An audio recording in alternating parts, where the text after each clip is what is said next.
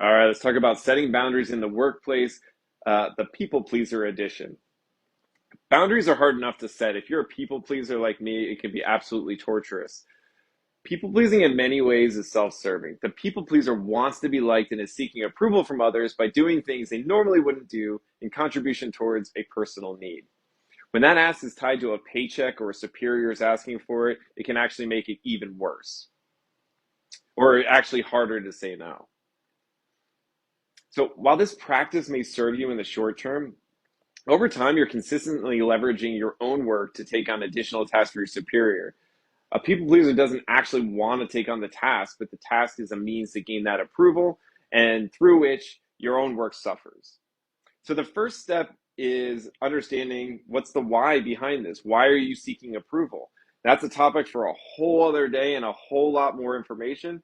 Today, we're just going to talk about setting a boundary around something very simple. By creating and maintaining boundaries, you're going to ironically grow respect and admiration from your peers and your superiors. And with your time back, you're also going to create better performance within yourself. So this is all good for everybody.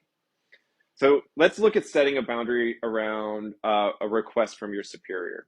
There's three main things that you want to seek when you're getting a request from your superior that's going to set a boundary and make sure there's alignment.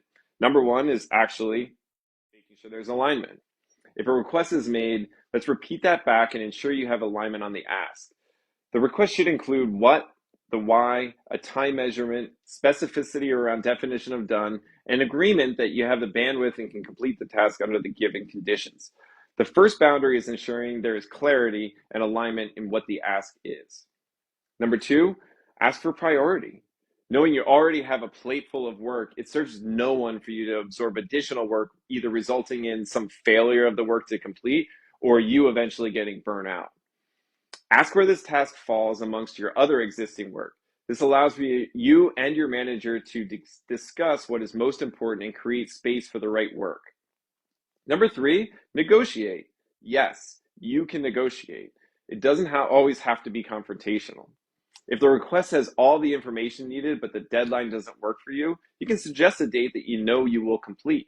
The discussion can go back and forth, and when in doubt, refer to number two in this list. This is a surefire way to gain approval on a negotiation towards a later date. So, really, in closing, setting boundaries is hard. Saying no is hard. Remember that by saying no to a new ask is only to serve existing asks. And what you're really saying is yes to your existing effort rather than no to something new. A little tip is just start with small asks and build a relationship of negotiation with your manager. This builds trust and transparency, and over time, your manager will actually appreciate the conversation because it's giving them a much better indication of what's getting done and when.